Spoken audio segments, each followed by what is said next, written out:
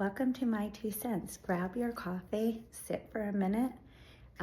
This topic, I don't even want to call it sandwich generation because it's just more of dealing with elderly parents situation and still trying to live your life at the same time.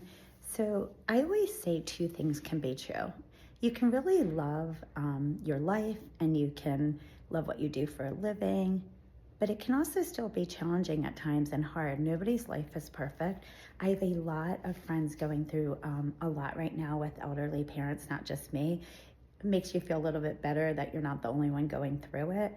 But dealing with, especially if you don't live close by, dealing with, an elderly parent when they get sick or they just need you more, it does, especially if you live out of state, it has its challenges. So my mom went into the hospital and she was in there for about 8, 9 days. Luckily, my job is super flexible, so I was able to go stay with her the whole time, thank goodness. But I'm an only child and really I'm all she has technically.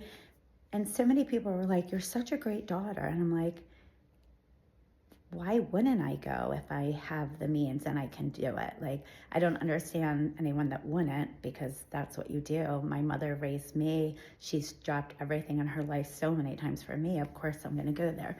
But it also is challenging because sometimes my mom sometimes can be a little harsh without realizing what she's saying. So it does take a lot. Luckily, though, I got healthy. I started in June of 2014. I lost 76 pounds. That is a big deal. That was part of getting healthy. But the most part of getting healthy is working on my mind. So having a lot of work with mindset really helps when you're going through challenging times. It helps you handle it differently than you might have. It also helps when you have an amazing community. One thing, when I became a health coach, I knew I could help other people because I love helping people. I also knew that it would also maybe be really helpful for me to stay on a healthy track. It did that. It also provides a very nice income. Love that part. Who doesn't? Especially right now, everybody needs more than one stream of income. So if you ever have a desire for health coaching, hit me up. We can talk about that. But what I want to say most is we have so much growth. We do so much self-development with our program that dealing with whatever life throws at you, I deal with it way differently than I would have prior. Prior to getting healthy, I probably would have eaten my way all through the last 10 days. I would have dived into probably some chips, even though I don't even like chips that much, but I definitely would have had a lot of chocolate and it wouldn't be at all healthy. I don't really drink, so thank goodness, because I said I would have been a raving alcoholic maybe if I did drink, but I definitely would have handled all the stress I was on, the tiredness I was dealing with food. And guess what would have happened, you guys? I would have felt more sluggish, more tired, and more irritable. So living a healthy lifestyle actually helps you when life throws curveballs. The one thing I also want to share, my 2 cents on when life throws you curveballs.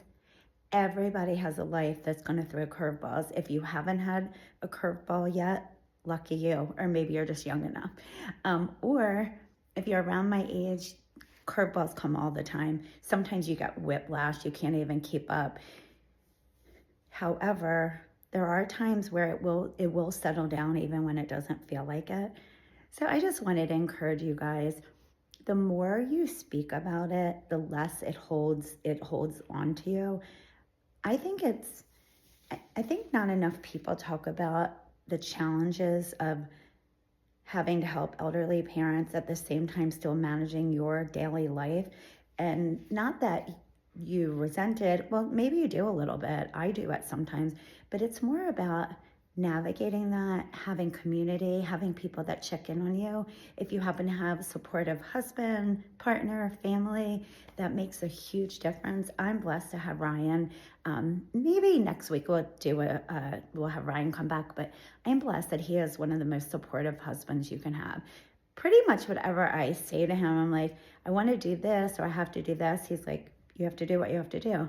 In fact, this morning I said to Ryan, I know I was just in Baltimore for 10 days And I was thinking, there's no way I'm going back. So having a very supportive husband means everything to me.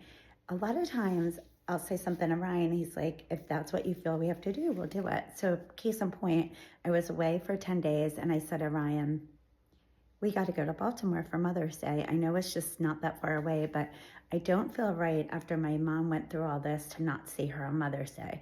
So we already put the plan in place, but he's just super supportive that way. He also gets when I say, I need a break. I need to just unwind. I need to unplug.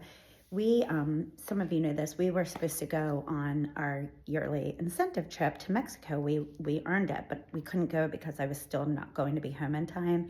And then we're following that up on Thursday. We're supposed to go to Texas for like a mini convention, I would call it. And I looked at Ryan, I said, you're gonna have to go without me. I don't have the bandwidth. Some other people would have been annoyed. He just gets it. He gets when I just don't have enough in me to pour into others in the exact moment. So anyway, I just wanted to share with you, again, do what you have to, but always take some self-preservation as well. Ryan and I enjoy walking, the gym. I also go for rides along the water. It really helps me regroup. And I know a lot of us, you forget to put the oxygen mask on yourselves first. Do that because you cannot help anyone else if you're never putting the oxygen mask on yourself. That's why on the plane, that's what they tell you to do. And it doesn't have to be some big overwhelming thing. It could just be 15 minutes you sit outside. Go get your nails done. If you're just anything. If you like to shop, go shopping, read a book, but do something that helps yourself also. Anyway, until next time.